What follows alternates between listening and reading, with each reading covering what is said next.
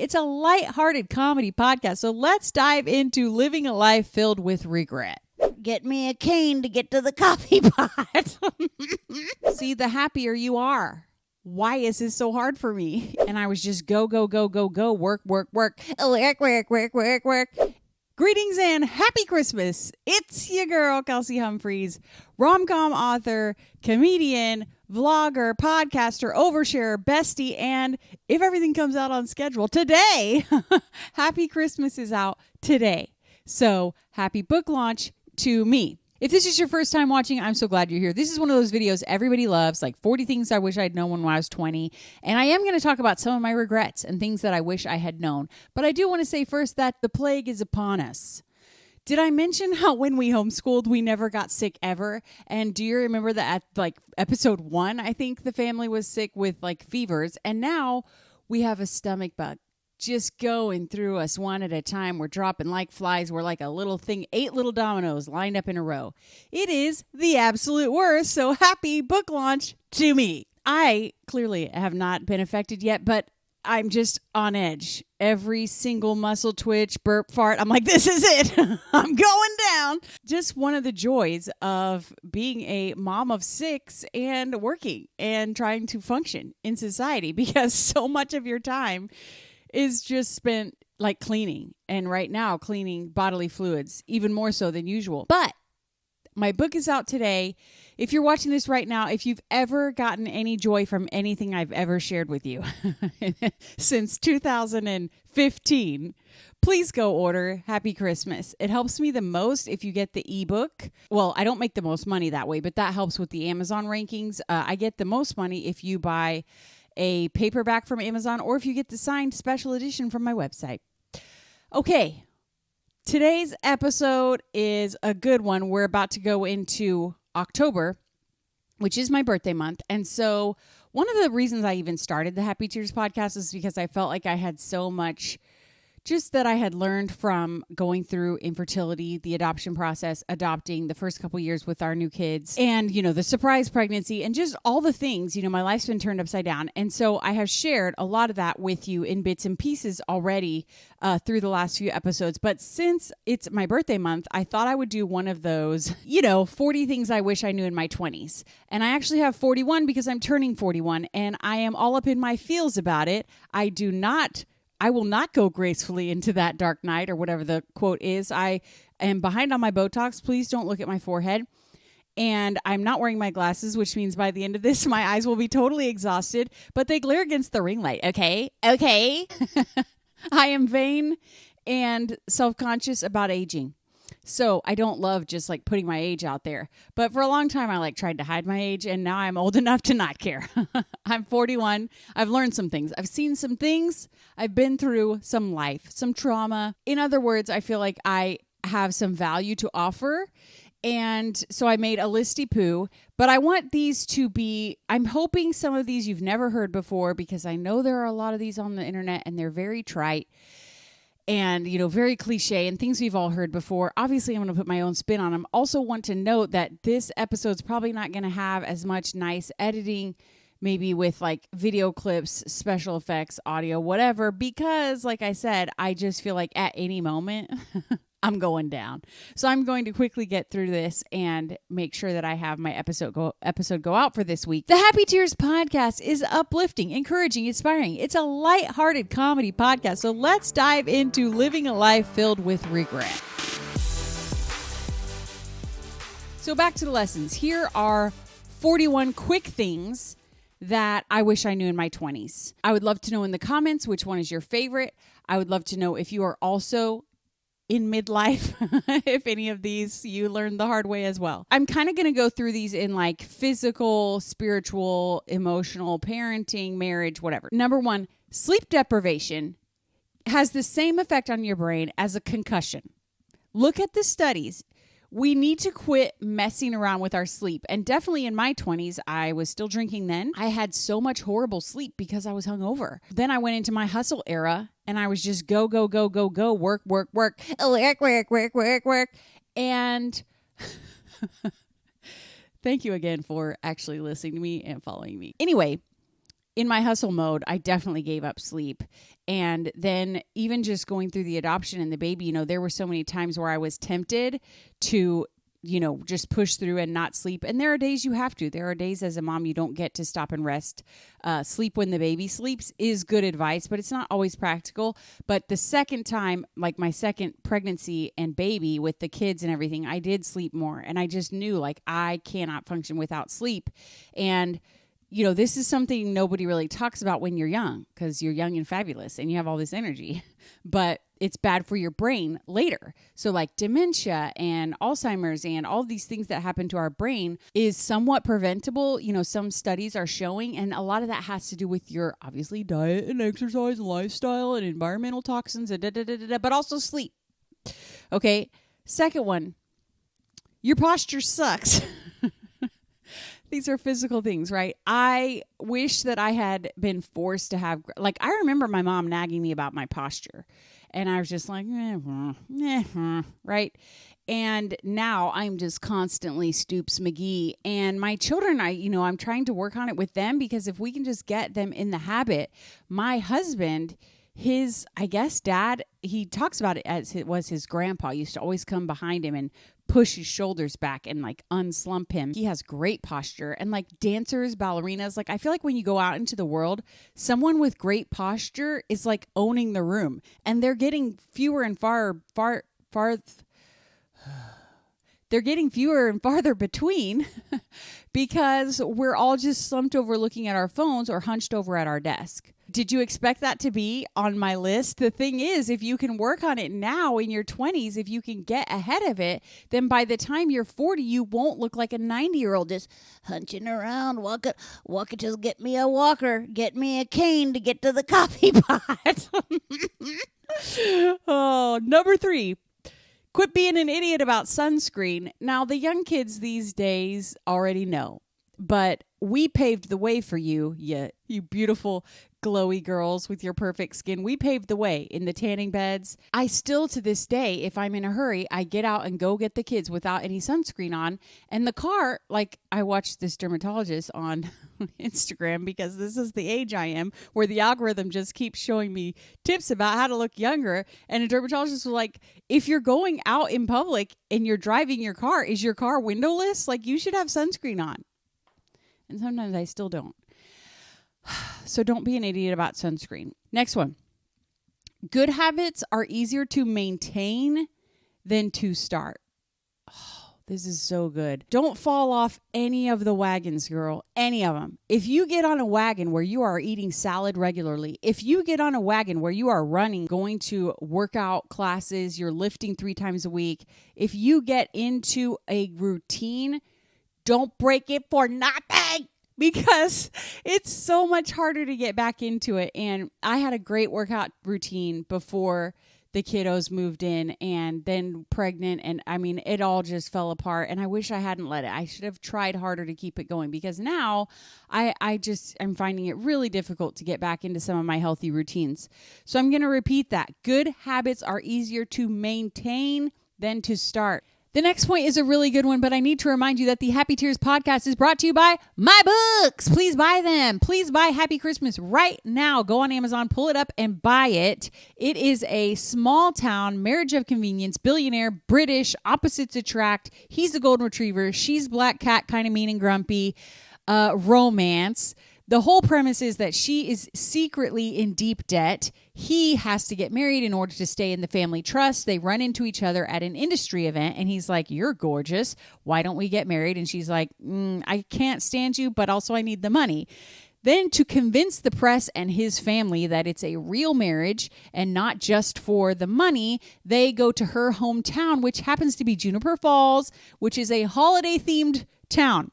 And so it's like one of those places that they get their entire town's revenue from October to Christmas. They have Halloween activities. They have fall activities, basically like Gilmore Girls, Stars Hollow. It's like very picturesque and very cute. And then they go all out for the fall holidays. And there's like fall foliage, and then there's tons of snow. So that's why they go to her hometown, which then brings in all the small town shenanigans. It's got some, magical Christmas Hallmarky vibes, but it's high swoon, low open door spice, a lot of character development, great dialogue, because when opposites attract and one is British and she makes fun of him for being British, it is just so fun. It is just the best time. You could probably sit and read it in one sitting in one day. So please get it right now. And then after you read that, you're going to want to get Things I Should Have Said, which is book 1 in the Heartlander series. And the main character from Juniper Falls is best friends with the main character from Things I Should Have Said. So those are the books you got to be buying this fall season. Now let's get back to my tips. Okay, number 5. Now we're kind of getting into mental health. This next one. Adults also need timeouts to go outside, to let off steam, jump on the trampoline, go for a little walk, deep breathing, and counting to 10. Like, these are things we tell kids and you learn in elementary school. And I think once, now that I'm 41, now I realize, like, okay, yeah, all of this would be better if I just take a minute and take a few deep breaths and regroup. But I did not do that in my 20s or my early 30s. I just was kind of a bull in a china shop, bat out of hell with my feelings. Figure out a way to take little timeouts, take little breaks in the moment. I mean, like, everybody talks about like mental health and go for your mental health walk and get outside and all that stuff. But I mean more like in the moment when your emotions are going crazy. This is a big one. The less you scroll, Kelsey, the happier you are. Why is this so hard for me? Even research scrolling doesn't count. The less you scroll, the happier you are. Create more, consume less. I mean, a lot of people, especially if you're watching on YouTube, you're in the creator space. You know, everyone says like create before you consume, which is true, and you should, other than the Bible. But I know we're all consuming a lot. I mean, that's our escape. That's our outlet. It's our entertainment in our pocket, and it's not going away. And we have to figure out a way to make it better. And for me, I just realized I try to stop myself in the middle of a doom scroll and realize, like, hey, this is not making me feel happier, healthier, better, more hopeful, connected to others. Like, this is doing nothing except for making me self-conscious about my wrinkles and my lack of social media engagement or whatever. Fill in the blank. The less you scroll, the happier you are.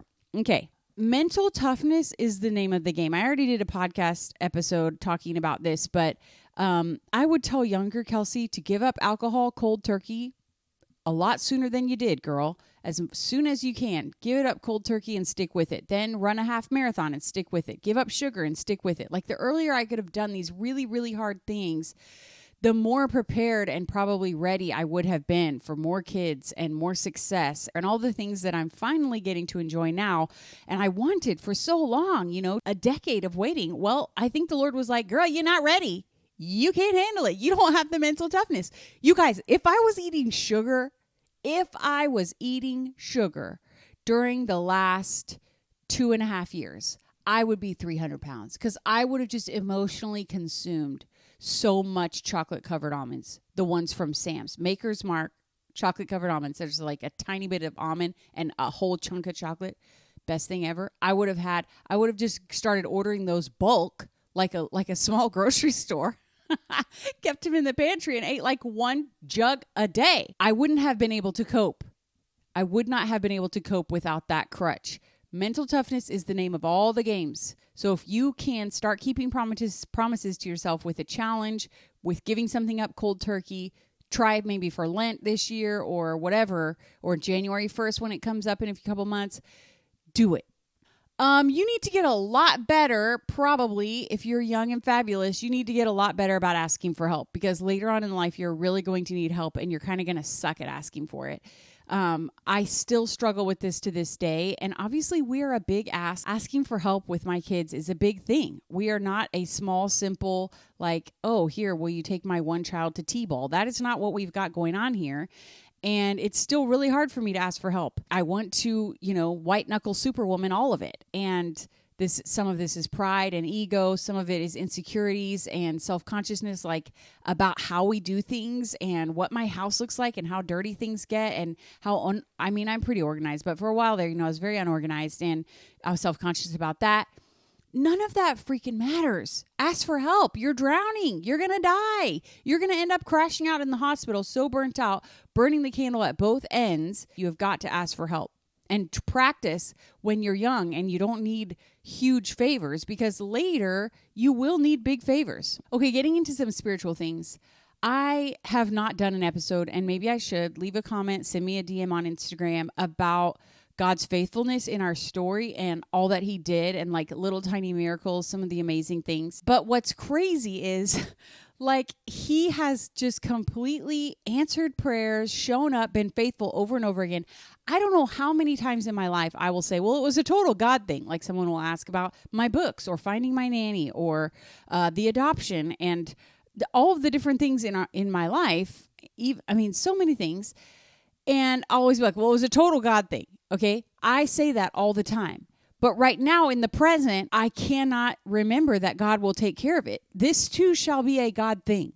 That should be the tip that I put on the screen. This too shall be a God thing. If you just give it to him, he's so faithful. He's so amazing. He's always on time. The Lord and I right now, we've been having some words about how he does things and the timing and just some of the stuff that's going on, like I haven't shared publicly and all these things, but still, he's been so faithful. How can I look back over my life, see how blessed I am, and then be worrying about, the new school we're going to, worrying about one of the kids' bad habits, worrying about my book launch, right? This too shall be a God thing. Tell yourself that early on. This too shall be a God thing, because I just for years just kept freaking out as if God wasn't going to handle it, take care of it, help me. Right? And he does over and over and over again. I will go ahead and just be real honest that Bible verse memorization in my teens saved my butt as an adult, because there have been years where I haven't been in the Word regularly, but I'm able to pull verses out for my children. I'm able to pull verses out for someone I'm praying with, pull verses out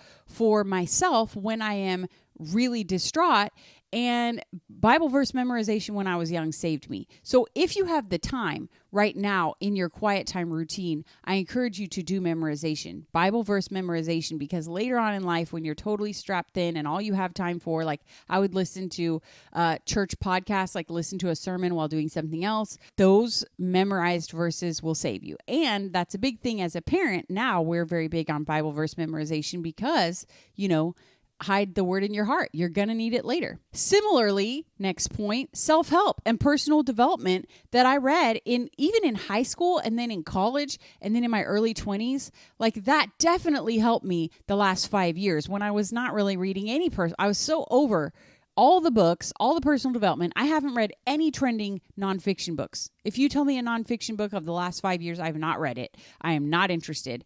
But a lot of that is because, to me, I know that stuff already. There's very little in the self-help space that comes out that I haven't already worked through it, haven't already, considered it, prayed about it, because I did so much when I was in high school, college, and my early 20s when I was starting my career. So if you're young right now, go ahead, just like memorizing those Bible verses, start banking that personal development, listening to audio courses, podcasts, binging through the top personal development books. And I mean like the staples. I mean like the OG, the 7 highly effective habits of whatever, the 12 principles of success, Stephen Covey, John C. Maxwell, what's the other guy? What's the guy with the 12 success habits? I'll go back and find him. But, like the heavy hitters from the olden times, read those. This is a big one from a spiritual perspective. You need to consume podcasts, Instagrams, YouTube, all that stuff. You need to consume from people who have a biblical worldview. Because if you don't, the world will this is what I wrote. The world will convince you to never marry, never have children, never do anything uncomfortable, never grow, never learn, never sacrifice, never struggle. And if you do any of that, not just doing what makes you happy, not finding your truth, not following your bliss, if you're not making yourself happy, then your life sucks. And then a lot of people reach middle age, and the trend now is to just quit your job and quit your marriage and quit your friendship group and totally reinvent yourself. By the way, have we talked about the fact that could be hormones? Like maybe you're just having a hormonal meltdown. But the world, without a biblical perspective, will tell you that it's all about you. It comes back to you, and you should serve you and find you. Go find yourself. I found me. I am a grumpy, anxious mess. Hard pass. I don't want my life to be all about me because I am not that great. Okay? So I need you to hear me that the real reward in life is behind struggle, sacrifice, serving others, and if you are not getting some of that in your newsfeed, if you're not, that's where you start to feel alone and like, this is really hard. I should probably quit. Find someone who explains, yeah, motherhood's really hard. Yeah, marriage is really hard. Yeah, building a business is really hard. Going for that dream of yours, paying off debt, losing the weight, all of those things are really hard. Do them anyway. Do what God is calling you to do. So you need to be following people with a biblical perspective, or else it makes it way too easy to quit on what matters. Moving into a different topic, you need to understand money. You need to understand budgets, income, revenue, profit, loss, taxes, insurance. You need to understand it even just personally, because now when you get a little bit older, it's so real for your life to fall apart suddenly with divorce, or your spouse passes away. You have a parent and you're suddenly having to take on all of their financial, you're having to take care of them. You have to take over their finances. These things happen. They are coming. They are coming for you. And the sooner you figure out money, the sooner that it won't be scary. You will know what you're doing with yourself. And if you ignore something, it's going to suffer. If you act like something doesn't exist, it's going to suffer. That includes your finances. That includes everything. It's a side topic. I'm going to talk about it later and when we get to relationships.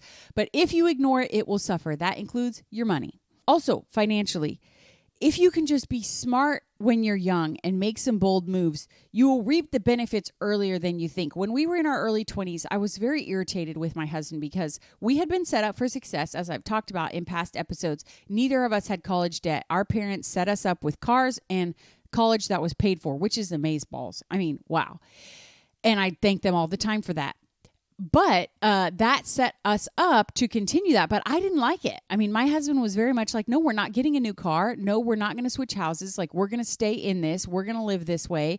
And I just bless his heart. I gave him such a hard time because I was like, we're making enough money. We could go on this trip. We could buy this house. And he was just like, no, we're not going to do that. And I remember when we were young just thinking, man, we're never going to live like so-and-so. We're never going to have what so-and-so has. I cannot believe how much we are blessed. I cannot believe that we can send 5 out of 6 kids to private school. Like, what? It's incredible. And it happened a lot faster than I realized it would. I don't know what the average is when people start seeing return on investment, when they start seeing like the fruits of their labor, financially planning and all of that, but it's pretty amazing. And if you just start when you're young, it will come faster than you think. It'll be worth it faster than you think. Yeah, you're giving up some of the stuff your friends have. Everybody else is maybe going into a little bit of debt and they're like, it's fine, I'll pay it off later. And you're like, I know I shouldn't do that. Or whatever your philosophy is, maybe you take a risk and you sink all of your money into something that you know is going to work and everyone else says it's risky. You buy a business, you do an investment. Those kinds of things pay off sooner than you think they will, but it feels like such a drawn out slog when you're in it in your 20s. When it comes to building your dreams, going after your goals, really everything, nothing is as easy as you think it is. From starting a podcast to potty training, nothing is as simple as they say. And everything worth doing takes longer than you think it will. And it will have really hard parts.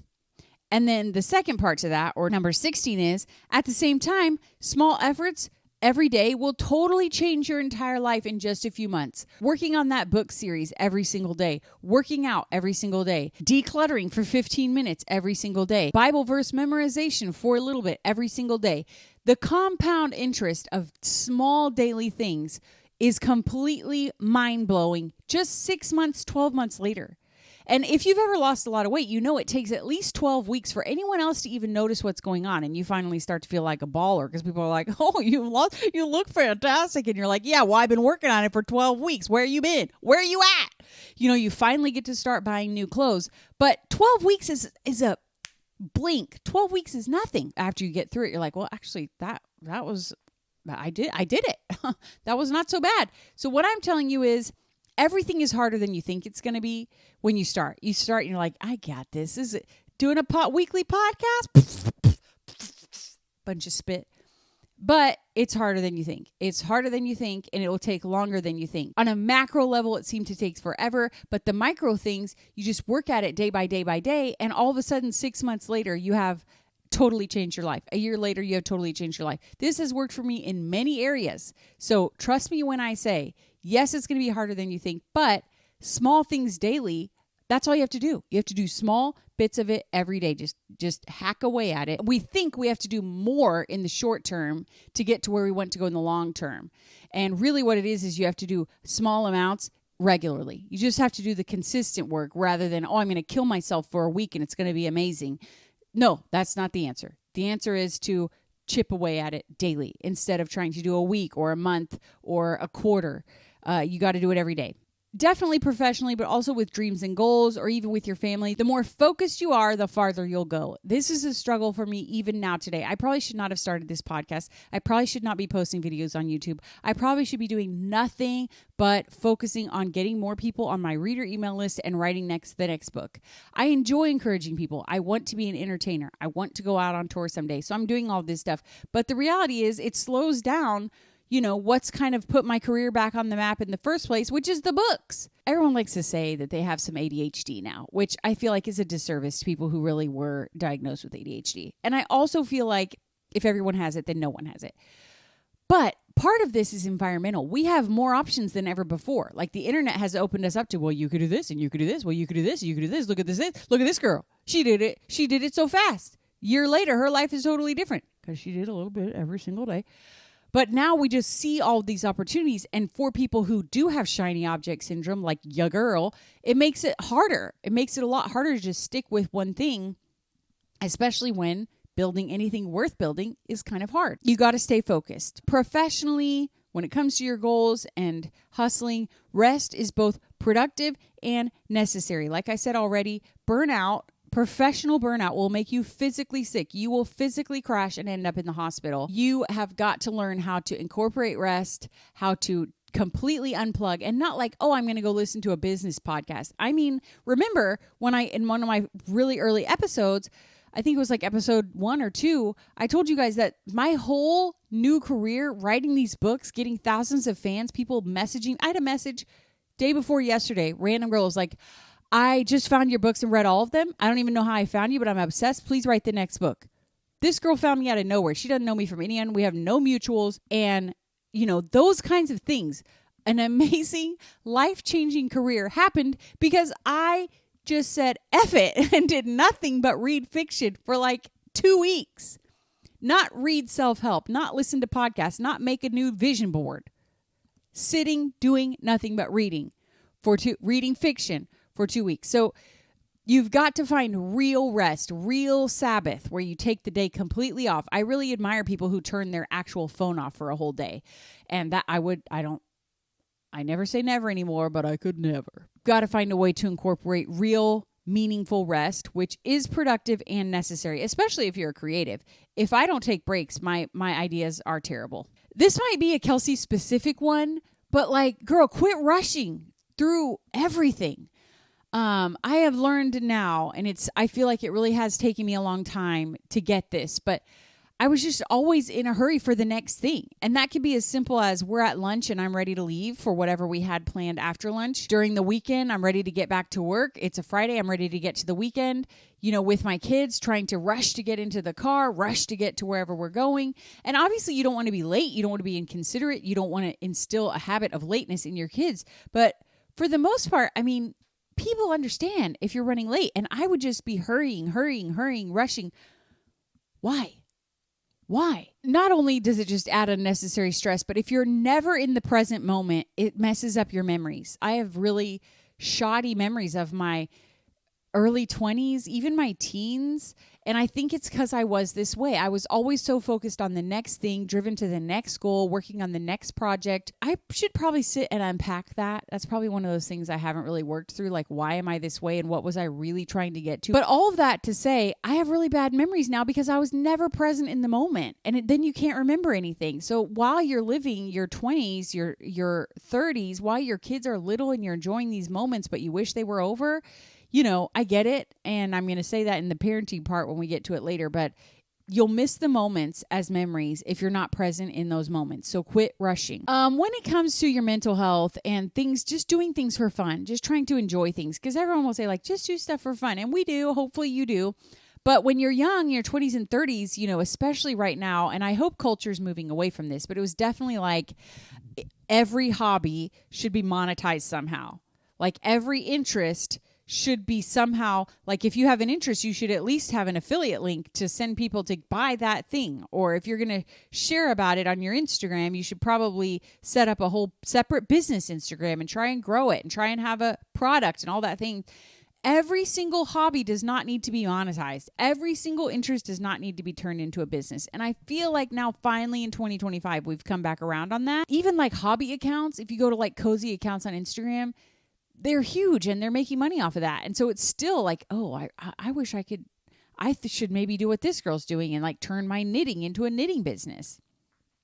Every hobby does not need to be monetized. Stop the madness. This is sort of mental health, also like physical and just your home and finances. This is really something for almost every single area, but just say it with me. I don't need so much stuff. I don't need so much stuff. I don't need so much stuff. All it takes is a couple moves and you realize, I don't want to move all this. What are we doing? What are we doing with all this? Yesterday, I stumbled upon this Instagram, and I think it was because she was a big family, but it was like big family living in 1,000 square feet. She had one armoire for toys. And I know the internet like lost its mind, like where are all the toys? The toys they actually play with are right there. You know, the clothes she actually wears are right there. And I will say, living in like a capsule wardrobe or, you know, toy rotation, all those things do get worn out faster. But nobody has an attention span to stick with a toy that long, to stick with something that long. The only thing you should keep forever is your books. You should always buy more books, have more books, add more books. You can never have enough books. Books never go out of style. Books never go off trend. You know, we moved to Los Angeles. We gave away and sold and donated everything we owned. And then the three of us and two dogs lived in a 950 square foot little house. And we loved it and we were fine. Was it tight quarters? Yes. But in terms of like toys and clothes and all that, I still had plenty of stuff. I mean, I still remember feeling like we have too much stuff. But then we moved to a bigger house and then this house is huge. And, you know, when we moved in here, I tried to really keep some cabinets empty, some closets empty. Well, then when the adopted kids moved in, that all went away. But at least I had the space. I had the space for their, you know, books and backpacks and shoes and clothes and all of that. It weighs you down. And eventually you have to donate it, get rid of it, sell it. And I think a lot of people don't realize that that's one of the things triggering them, weighing them down, making them irritable. You don't need so much stuff. You don't realize when you're young and everyone's kind of still like looking at each other, competing, trying to prove yourself, trying to establish yourself as an adult. And one of the things about being an adult is, yes, getting a house. Yes, buying yourself whatever car you want. Yes, changing jobs, getting bigger jobs, better jobs, getting raises and bonuses. You don't need so much stuff. Okay, moving into the relationship portion. This is kind of a tough love right off the bat, but all of your close by friends won't be close by anymore. I mean, even here in Oklahoma, we still have friends close by. No, never see them. Everybody eventually is drowning in their own children, marriage, things with their parents, things with their job. Everybody eventually is so tapped out. If you don't set yourself a routine and a rhythm for checking in with your friends, being a good friend, asking about them, regular text messages, you'll never hear from them again. I mean, I'm exaggerating a tiny bit, but people move away. After your early 20s, lots of people move away. Friend groups change. People get divorced. People have friendship breakups, which nobody talks about, but are a real thing and are very brutal. And I addressed it in Happy Christmas, and I've already gotten multiple emails about it of people thanking me for talking about it because nobody talks about it, yet we all deal with it. It's horrible and difficult. And my advice is that when you are young, learn how to be a good friend. Learn how to put in the investment. Learn how to make it a practice because it won't come naturally anymore once you hit your 30s. And now I think people are like, why is everyone so lonely? Because we forgot. You get out of college where everyone just happens to be right there and no one has been taught like, hey, how do you be a good friend? Establish a friendship. Have regular, like monthly things, weekly things. All of the treasured friendships I have now, for the most part, are because I made the effort. I started a life group at church. I went to an event. I went to a conference. I took the initiative and met someone, did something, went outside of my comfort zone.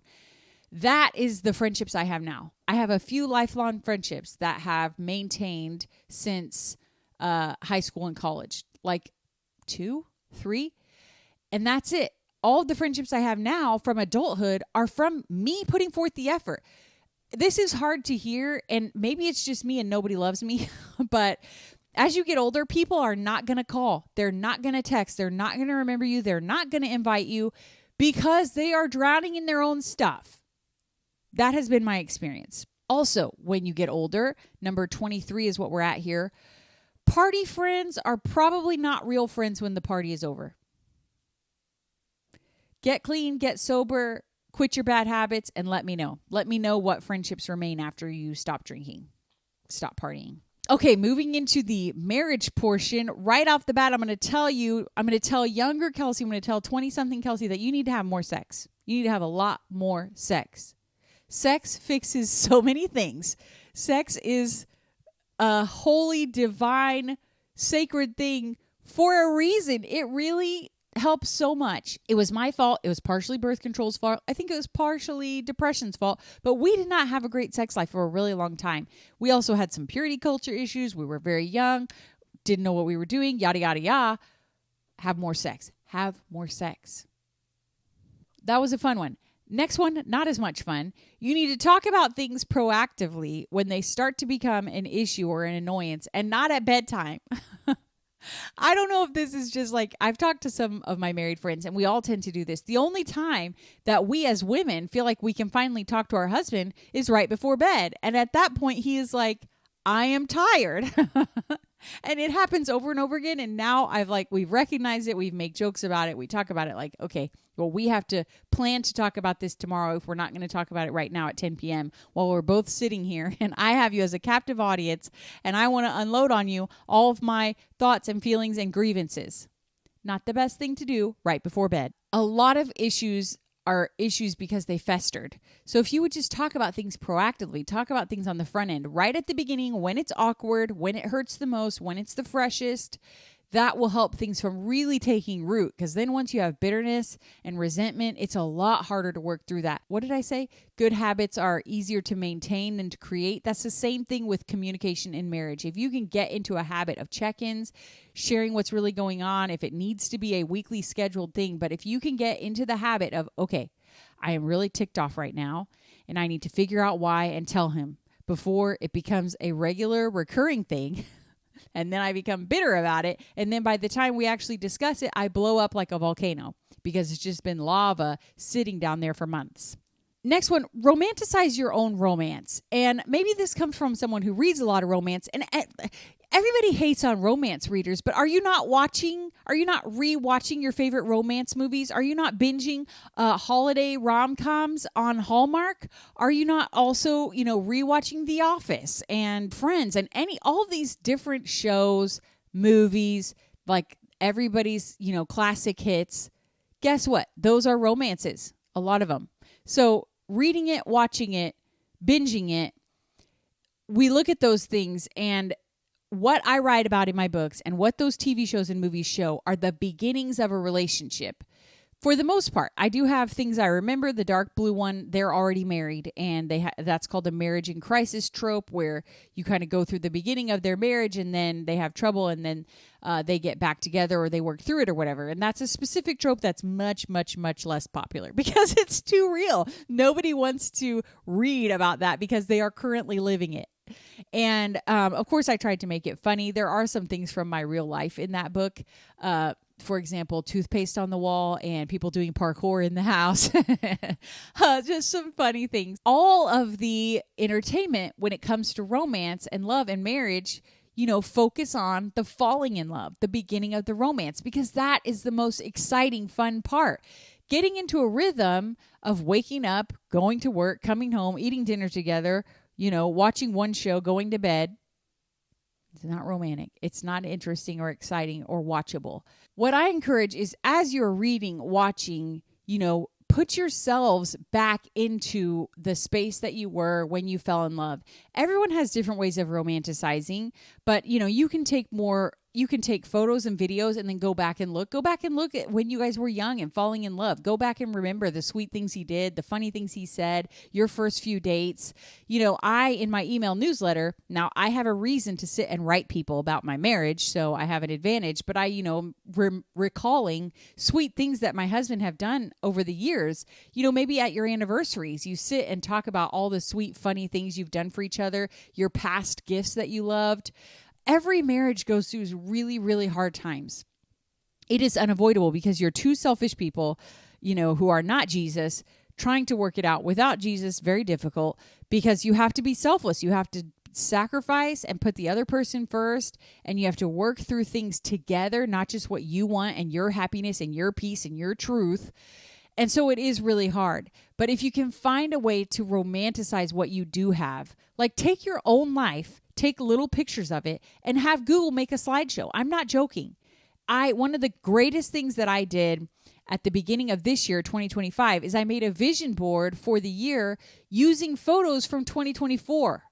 Using photos of our existing life. I used happy moments of our life and made a vision board for the next year. And it was really powerful and sweet and inspiring. And it made me just feel all warm and fuzzy about our existing life.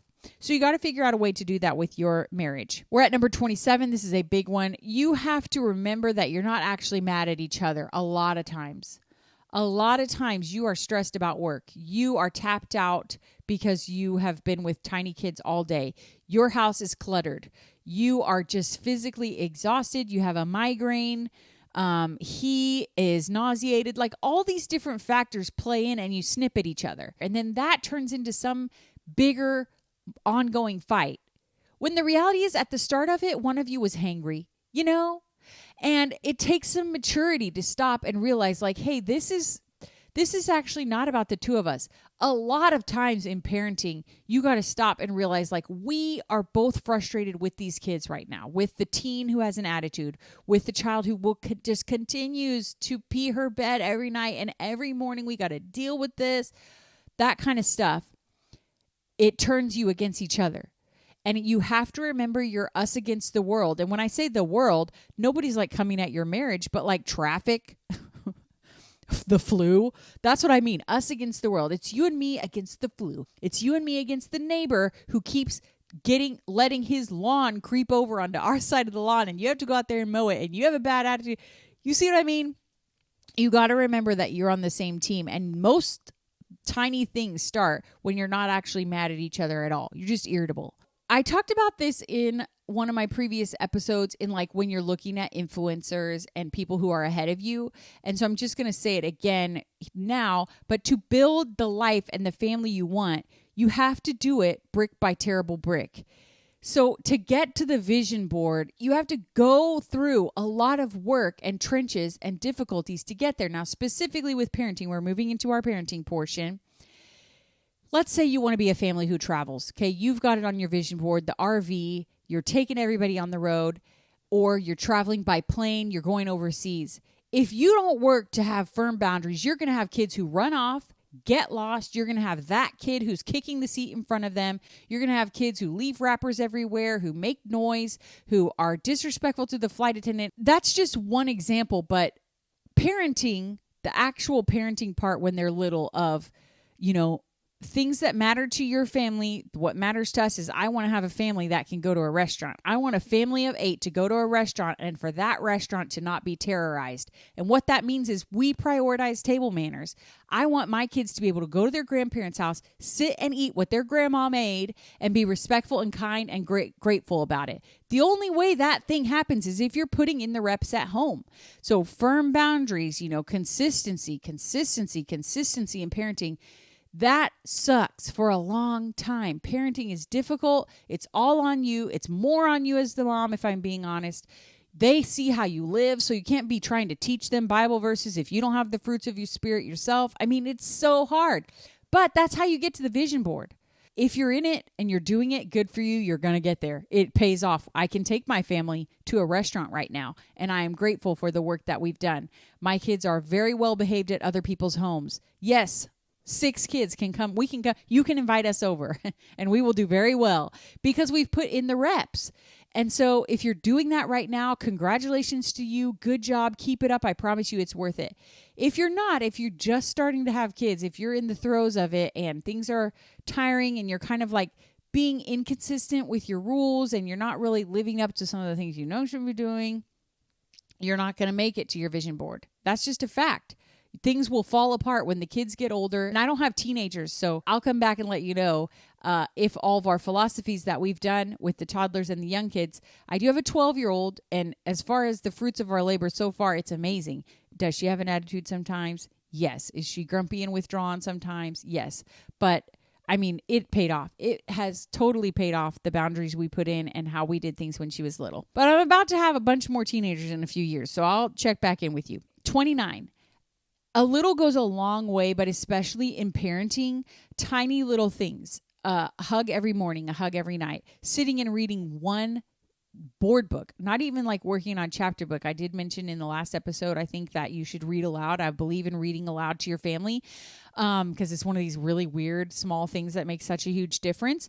But just sit and read a board book, like one little baby book to your toddler, to your older kid, sitting and doing one small thing. If someone's sitting and drawing where I can see them, just say, oh, that's looking really great. Every time, every single time. I just saw something that I just started that I saw on Instagram, and it was a mom who they say mom all day long. Mom, mom, mom, mom, mom. I'm telling you, you cannot imagine what it's like for me. But she started responding with, yes, dear, every time.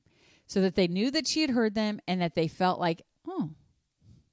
And so I just started this last night, and they were like, what? Yeah, get over it. You like it deep down. That's why you're smiling. That's another tiny, tiny thing. I sometimes get bogged down and overwhelmed because we do have 6 of them and there's so much going on and I'm spread so thin. But then I remember like small things, combing her hair, giving them a pat on the back as I walk by, telling them, hey, you did great clearing your plate just now. You did a great job scooping the food off into the trash and putting your plates in the sink. Small things go a long way. Don't overthink it and just make those things a habit. And like we've talked about already, compounds quickly. Okay, number 30. I'm really passionate about this one. And listen, this is only something that I have learned since adopting. I really did not grasp this for the first 10 years with my daughter. Bless her heart. I'll have to apologize to her at some point. But a lot of times with kids, we are so focused on what matters the least and miss what matters the most. What I mean is grades on a test, being late for T-ball, forgetting your inhaler again, losing your glasses, wetting the bed again, not eating vegetables, stuff that in the moment and in like week 2, week 3, and I'm not saying that there aren't things that you have to address. Obviously, you want to address some chronic things if they start happening and it becomes a deeper issue. But I'm talking about the one-offs that tend to compound on you, the mom, where like somebody forgot their shoes and somebody broke their water bottle again and somebody else just spilled the goldfish all over the car and it all happens at once and you really tend to think like, man, we just cannot get it together. And I really, was too hard on my daughter. And if any of them watch this, I'm screwed because really I don't care that much about grades anymore. I don't care about so many things. Now, I try to fake it in some ways, like putting your clothes away. Let's sort our laundry. Let's take care of our things, blah, blah, blah. And I mean it. We do need to take care of our things. We need to be a good steward. But like, I care if you love each other, if you feel safe, if you love Jesus, if you are learning the word, if you are being kind to your siblings, if you are becoming a good human being. Who cares if you are not getting your times tables? Who cares if it takes you a lot longer to learn how to read? If you all have to be in special tutoring all the way through high school. Like I had so much issues about like, no, we're going to have honor students. No, we're going to be, straight A's. What we're going to do around here is our best. We're going to do our best to the glory of God. We're going to be loving. We're going to be kind. We're going to become great people, and we're going to do our best. Now, I still will be checking on grades, and I will be checking on the effort, and are we paying attention, and are we being respectful to our teacher and the time that you take at school, all of that stuff. But oh my gosh, I cared about Stupid things. And especially like going out in public and like, oh no, they're climbing up the slide instead of sliding down. We don't want to be inconsiderate. And I'm very strict. I am. I'm a strict mom, especially like in public settings, at the park, at a play place. Like I am the mom that's going to tell my child, don't climb up the slide. But, you know, I'm not going to suddenly feel like everyone's judging me and, oh my gosh, my child can't get it together. Or my kid is really whiny today and they're annoying everyone else at the party. Oh my gosh. They're tired. They're having a bad day.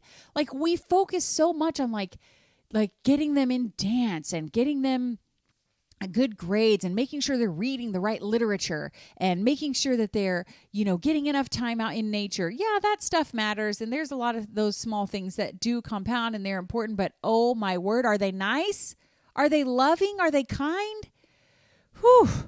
We focus on things that don't matter and miss the things that matter most. Moving into relationships in general. And I said this when I talked about our finances, right? It's probably not going to get better by spending less time together. Your husband's withdrawn. Your child suddenly is going through an annoying phase. Your best friend hurts your feelings. Like you got to dig in and work it out to make it better. Avoiding it is not going to make it better. Giving someone space allows them to drift. Giving someone space for 5 minutes so they can cool down is not what I'm talking about. But like giving my, 10-year-old who's really going through a tough time space for a few days because I'm annoyed is a bad idea. They need connection. They need help. They're struggling. So with relationships, it's not going to get better by spending less time together. With parenting or in general, when in doubt, either go for a walk or turn on some music or both. I have recently started putting on disco after school. I'm sorry, how can you be in a bad mood when ABBA is jamming Dancing Queen and all the kids are singing along, yeah, I can dance, yeah, I can jive. And I will sit there and do jazz hands while I'm driving. And the whole vibe shifts, man. The whole vibe shifts. So when in doubt, change the vibes. Get outside or put on music. Oh, this is back to parenting, I guess. Fess up if you mess up as a parent. I have, even when my daughter was, 3 or 4, I remember having to say, I yelled and I'm sorry. And we're not going to be a family who yells and we're going to work at not yelling. Even mommy is not going to yell. I should probably revisit that now that we have 6 kids and everybody yells just to be heard. Fess up if you mess up. It goes a long way with your kids because it shows them that you're living it, not just teaching it, not just telling it. Read a lot. Read a lot. Reading is better than movies and better than TV when it comes to fiction. And nonfiction, like I said, can really set you up for success. So if you are in your 20s, read a lot. Just read everything you can get your hands on, especially because later you won't have as much time to read and you'll wish you had read more. Take more photos and videos and get in them. This is depressing, but when you get to a certain age, you suddenly have to start doing a bunch of funeral slideshows. I have done multiple funeral slideshows, worked on them with family members over the last few years, and it is really hard when that person just refused to be in photos for years. It is so sad, so depressing. I don't want to do that. I mean, there were a few years there where I was not in very many pictures, and I know as moms, we take the picture, but tripods are cheap. Get yourself a tripod. Take pictures with your kids. Selfie stick it, Be in the pictures. Your kids want those. They don't care what you look like. They care that you're their mom. So take more pictures and more videos. Taking little video clips has been really fun lately, and get in them. Okay, 36, do it fat. This goes with taking pictures and videos, but for me, do it without your Botox. Do it with wrinkles. Do it with acne. Do it with my stained fake front tooth because my front tooth was knocked out during a laser tag incident in college, and it never has quite been the right color, and I'm self-conscious about it. No one is paying attention because they're all so worried about themselves. People are not paying attention to you, and I hope now, this has become common knowledge. It's talked about a lot. But again, this video, hopefully some people who are in their 20s will see it. Do it fat. Do it with acne. Do it with wrinkles. Do it with bad hair, with your roots growing in. Whatever it is, just do it. Go to the event. Post the video. Take a selfie. FaceTime someone instead of voice calling. Do it anyway. That person doesn't care because they're self-conscious about themselves. Now, my next point is something that I feel like is really good. Are you ready? This is something I haven't heard much before. And so I know when I said that, they're not paying attention to you because they're worried about yourselves. some of you had this woman in your mind that watches your stories, follows your career, looks you up on Facebook, comments on things, likes posts, someone who is in the periphery that does not really like you. And that like they are looking at that I'm fat. They are looking at my wrinkles. Let me tell you what about that. If they're a mean girl or if they've chosen to not like you, you could be skinny, fashionable, no wrinkles, no acne, baby butt skin, and they would hate what you're saying, or they would hate how you say it, or they would hate the glasses you have on, or your wedding ring, or they would pick apart your shoes, or they would pick apart your hairstyle. They will never be happy with you. If they have chosen to dislike you, or they are just a mean girl who is insecure and out to pick apart everyone else, it does not matter. You cannot please them. There is no way. You cannot do it. You could be what they think is perfect, and they would pick apart some other piece. Listen to me. You're never going to win her over, girl. You're never going to win her over. I wish I had gotten this when I was younger. That girl who has chosen to dislike you, you're never going to get her. Let her go. Let it go. Let her look at every single post. Let her talk to her 2 friends about how you're fat. So, she's mean. She has 2 friends or less. She probably doesn't have any true friends. She's lonely. I'm going to go on about this fictional girl. That's not the point. Moving on. Pick better mentors. When I was young, I was definitely picking people who were hard into the hustle culture, and that did shape who I am. And I don't want to poop on hustle culture, because hustle culture gets these successful people to where they are so that they can get on and post that you shouldn't hustle. Amen. Amen. Like, hustle culture got them to the point where they have 1 million followers on Instagram and can get on and lecture you about resting. All right. So everybody hustles. You got to hustle. But as I've mentioned in past episodes, I followed a lot of dude bros with a wife at home. And it's just not the same as somebody who is doing what you want and they're a few years ahead of you. And they did also raise kids, or they are also married, or they also, dealt with the same things, similar things. Pick better mentors. And like I talked about, if you're a Christian, pick a Christian mentor, because it totally informs the advice that they give. This is a hard one. You guys know I'm still working through, like, what am I doing with my life? Which I love my books, and I'm so, so grateful that the Lord helped me to channel my creativity into something that I could do after we adopted and had a surprise pregnancy, and our life was totally blown up in the best possible way. But I never set out to be a writer, and I was always going to be a performer, and I still deal with this to this day. But number 39 is, a lot of times you don't actually want what you say what you want, so don't be surprised when you don't get it. Exhibit A, I still talk about wanting to sing all the time. I have this piano right here. I never sit and sing at it. I'm not singing regularly. Like, I could just practice each day. I could get out some sheet music, and I will maybe once every other week. I can't do it when the kids are home, because then they all just flock around and they take over and they start playing the keys or singing some other song, or, I had this idyllic vision of me singing for my children at the piano. No, that's not happening right now. They're not here. I could do it right now. I could use this time to be working on my voice, practicing some materials, looking up auditions for community theater, stuff like that. But I'm not. And a lot of times we don't actually want what we say we want. And we're not working to get it. And then we're like confused and disappointed when somebody else gets it and we don't. And then we don't reach the goal. So it's a lesson when you're young in really sitting and figuring out what you want. And that is a difficult question. Like I said earlier, we have so many options now. Social media shows us all this stuff, and we kind of want all of it. It kind of all looks good, and like all of these different things fit my personality. I'm not sure which one I want. Well, which one do you actually spend time on? What do you actually sit and do in your free time? When you have time that you can choose how to spend it, what are you doing?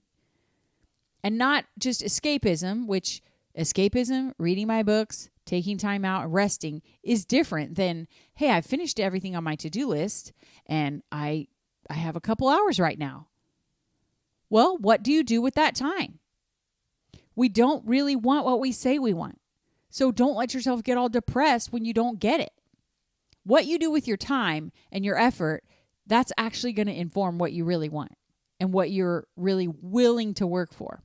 Maybe you want the result without the effort. You'll never get there. I don't want stand-up comedy bad enough right now. I could be trying to do open mics and local shows late at night, leave my husband to do dinner, drive to go do some open mic with a bunch of men in their 40s who all think they're comedians, and try and tell jokes. And I If I wanted to be a stand-up comedian right now full time, that's what I should be doing. I don't want it bad enough.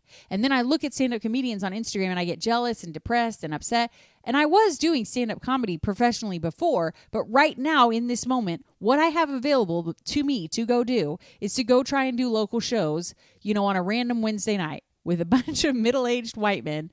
That is what I have, and I don't want it bad enough to go do that and get some film of me up telling jokes. And maybe I will. Maybe I'll get to a point where hey, this is doable. My husband will be fine if I leave every Wednesday to go do this. That's, I think, the open mic at one of the clubs downtown. But it's Oklahoma City. There's not a big club scene. I don't have many options. And I don't want it bad enough. So I need to quit being disappointed that I'm not getting the result. I don't want it. Okay. Number 40. Father time is a slippery son of a gun. I hate the expression, the days are long, the years are short. I hate it because the years are freaking long when you have babies and toddlers if you don't enjoy babies and toddlers. I don't. The older my kids get, the more I enjoy them. The more fun I have, the older they are. Once they hit about 4 or 5, things get so much better. Now, I am learning to enjoy my son a lot more now because he was a surprise and we wanted a baby for so long. But I don't enjoy the toddler phase very much. I know he's going to be a lot more fun in just a couple more years. So I don't want to say that the days are long, but the years are short. The days are long and the years are long until I don't know when it is. I think for me, it was about 35 years old. And all of a sudden, everything started going so fast. My daughter was aging way faster than I remembered her aging ever before. I would have a full work day planned from when she went to school and when I got home, and it would be over in a blink. Weeks would go by in a millisecond. And that was not the case in my 20s and 30s or early 30s. I don't know when that will happen for you. It's different for every person. Probably depends on if you're married, if you have kids, how many kids, what their ages are. But I think everyone can agree the older you get, the faster time goes. If you're in a season that you don't like, be encouraged that eventually it will speed up. Right now, while time seems to kind of drag on and you're kind of bored or listless, girl, use that time. Use that time. I wasted so much time. And some of it was just misdirected interest, laziness, procrastination, drinking, being hungover. Gosh, I wasted a lot of time. I wasted so much time. And that's a rite of passage probably, but listen to me. Find better uses of your time because suddenly in your 30s, it's just gone. It's just gone. Last one, and I've already talked about this multiple times in different areas, but I wanted to say it again with one final sentence because this is my new life mantra. It has been for about 2 years, or at least a year. And I guess, with homeschooling, I really took this on to be one of my things in life. And then now with writing and writer's block and my career stalling out and having to restart things and sort of just in the thick of it, everybody lean in. The only way out is through. The only way out is through. You cannot avoid your way to your goals. You cannot ignore your way to your goals. We talked about this with finances. We talked about this with relationships. It matters in your marriage and it matters with your parenting, but also with your dreams and your goals. With me with writer's block, I don't really allow myself to have writer's block. You write through it. You sit and you write through it. If my readership stalls out or my views quit on Instagram or, I'm struggling with one child specifically, whatever it is, you have to go through it. The only way out is through. There is a place in your life right now you're sitting there and you're kind of just hoping it will get better on its own. It won't. It won't. You have to go through it. You have to be intentional. You have to set up the routines. You have to break the bad habits. You have to start the conversation, put forth the effort, with your weight, with your finances, with your spouse, with your best friend who you don't talk to anymore and you miss her so much. The only way out is through. I didn't want to homeschool. I wasn't looking forward to that, but they were struggling at school. They would get home and we would have to discipline them for things that happened at school. And then that couple hours between getting home and bedtime was, kind of tense and not peaceful. And we didn't really have much of a choice because we had to deal with what had happened during the day. We weren't connecting properly with each other. And then there was the issues with some of the educational pieces and all of that stuff. I didn't really want to homeschool, but the only way to get through those things was to sit and hunker down. All 8 of us at home together every day, going through it, getting to the root of the issue, talking it out, creating a new habit, changing a routine. All of us. And so that was such a huge life lesson for me in every other area. I just sat and went through all of my finances from 2022, 23, 24, and now this year for the books, for my business. And then I had ChatGPT rip me a new one. And it was very unpleasant. The only way to get back, because I was, making bank. If you're interested more in my writing career, writing, publishing, I have more videos on this channel. I had started a separate series for that. But my point is, just realizing things weren't going very well because I wasn't publishing as quickly, that wasn't enough. I had to sit and actually comb through all my numbers. I had to go down to which book series made how much money, how many book sales were this book, how many book sales were this book. It was annoying and painstaking and tedious. And then I had ChatGPT go through it all, and it was you should have batched all those books and kept up your publishing schedule of every 90 days. And some of that I already knew, but it did help me. It gave me a couple ideas I hadn't thought of yet, and it helped me, rework some of my priorities. Like it said, it was why do you have a podcast? Why are you doing a YouTube channel? You don't know me. You're AI. You don't understand. I'm going to be a performer eventually. I'm going to be a star. Oh my gosh. To wrap it up, I think it's weird when people are no regrets. Live without regret. I have no regrets. I choose to regret nothing. Were you never young and stupid? You're going to have regrets. Everyone has regrets because everybody messes up from time to time. We make bad choices, miscalculations, and those 41 things really would have helped me. I mean, number one, don't drink. But in my early 20s, if I had known, how addictive my personality was and the issues I would have had, but I didn't know. And you have to learn some of those things by living. But those 41 tips would have really helped me. So I hope that this episode was enlightening, encouraging, inspiring, maybe something new and different that you haven't heard before. If so, I hope you will hit the like button, subscribe, tell a friend. I would really like for the show to continue, and these videos will only continue. The podcast will only continue if it grows. So you got to tell your friends.